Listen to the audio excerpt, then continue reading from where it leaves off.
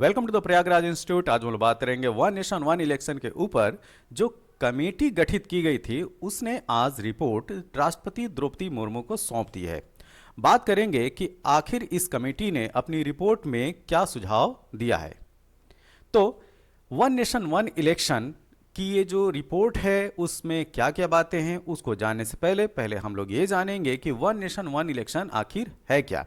तो one nation one election का मतलब ये है कि लोकसभा और विधानसभा का इलेक्शन जो है वो एक साथ कराया जाए। ठीक है, तो वन नेशन वन इलेक्शन का मतलब ये कि अब अपने देश में जो है वो बार बार चुनाव नहीं होंगे।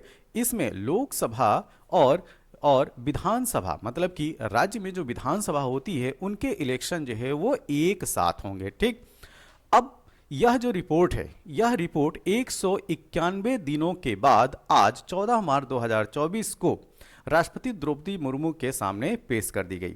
यह जो कमेटी है वह पिछले वर्ष मतलब कि 2023 में 2 सितंबर 2023 को गठित की गई थी और इसकी अध्यक्षता मतलब कि इस कमेटी के अध्यक्ष बनाए गए थे भारत के पूर्व राष्ट्रपति रामनाथ कोविंद। यह जो कमेटी थी वह 8 मेंबर की कमेटी थी और यह कमेटी 191 दिनों के बाद 18,626 पन्नों की रिपोर्ट आज राष्ट्रपति द्रौपदी मुर्मू को सौंप दी। अब हम बात करेंगे कि आखिर वन नेशन वन इलेक्शन, ठीक है, मतलब कि एक राष्ट्र और एक चुनाव का ये जो कॉन्सेप्ट है क्या यह नया है। मतलब नया से मतलब ये कि क्या अब तक जो है भारत में लोकसभा और विधानसभा का जो इलेक्शन है कभी भी एक साथ हुआ है कि नहीं। ठीक, कि या ये कहा जाए कि इस रिपोर्ट के बाद जो है एक साथ लोकसभा और विधानसभा के चुनाव होंगे, तो जी नहीं। इससे पहले भी भारत में लोकसभा और विधानसभा के जो इलेक्शन है वो हो चुके हैं। अब हम जानेंगे कि यह इलेक्शन जो है वो कब कब हुए हैं। तो आज़ादी के बाद जो सबसे पहले लोकसभा का इलेक्शन होता है वो होता है 1951 और 52 में। ठीक है, तो 1951 में लोकसभा का जनरल इलेक्शन होता है और उस समय लोकसभा के इलेक्शन के साथ राज्यों की जो विधानसभाओं का जो चुनाव है वो साथ में होता है। ठीक, तो ये जो डेट है वो भी याद रखिएगा। इसके बाद 1957 में मतलब कि उसके 5 साल बाद 1957 में जो दूसरा लोकसभा जो इलेक्शन होता है उसमें भी लोकसभा और राज्य की विधानसभाओं का चुनाव जो है वो साथ में होता है। इसके बाद नेक्स्ट 1962 में और 1967 में, मतलब आप देखिए 1951-52 के बाद 1957, फिर 5 साल बाद 1962 में और फिर 5 साल के बाद 1967 में लगातार जो है लोकसभा और विधानसभा के चुनाव हुए। अब ये जो सिलसिला जो है वो कब टूटता है इसको देखते हैं। ये टूटता है 1968-69 में। ठीक, तो इसमें क्या होता है कि राज्य की जो कुछ विधानसभाएं किसी कारण से समय से पहले जो है वो भंग कर दी जाती हैं, तो इसमें जो है मिसमैच हो जाता है। ठीक, तो लोकसभा तो चल ही रही थी लेकिन उन राज्यों की जो विधानसभा है वो विघटित हो जाती है। इस वजह से वहाँ पे जो चुनाव है वह हाल फिलहाल में कराने की नौबत आ जाती है। तो ठीक, तो जैसा कि हम देख रहे हैं कि 1951 के बाद से लेकर 1967 तक लगातार जो है लोकसभा और विधानसभाओं के चुनाव जो हैं वो एक साथ होते हैं। इसका मतलब वन नेशन और वन इलेक्शन का जो कॉन्सेप्ट है 1967 तक चलता है। ठीक, अब 1971 में क्या होता है कि लोकसभा का जो चुनाव होता है विशेष परिस्थिति उत्पन्न होने की वजह से, और विशेष परिस्थिति क्या थी वो था वार। ठीक है, तो 1971 में लोकसभा का जो चुनाव होता है वो समय से पहले हो जाता है। तो अब क्या हो गया, लोकसभा का चुनाव और राज्य की जो विधानसभाओं का जो चुनाव है उसमें मिसमैच हो जाता है टाइमिंग में, और तब से लेकर आज तक अब जो है 2024 है और 2024 में जनरल इलेक्शन होने जा रहा है। अब तक जो है कभी भी लोकसभा और राज्य की विधानसभाओं जो हैं उनका साथ साथ इलेक्शन नहीं हुआ है। ठीक, अब इसी को देखते हुए 2 सितंबर 2023 को रामनाथ कोविंद की अध्यक्षता में एक कमेटी कॉन्स्टिट्यूट की गई और इस कमेटी ने 191 दिनों के बाद आज अपनी रिपोर्ट जो है द्रौपदी मुर्मू को सौंपा है। अब हम बात करेंगे कि आखिर इस रिपोर्ट में सुझाव क्या आए हैं। ठीक, तो सबसे इंपॉर्टेंट जो सुझाव आया है वह यह आया है कि 2029 मतलब कि जो अगला जनरल इलेक्शन होगा उसमें राज्य की विधानसभाओं के साथ साथ जो लोकसभा का इलेक्शन है वो एक साथ कराया जाएगा। मतलब कि इस कमेटी की रिपोर्ट में वन नेशन वन इलेक्शन की बात को जो है स्वीकार किया गया है। और वन नेशन वन इलेक्शन की बात कब से लागू करने की बात कर रहे हैं?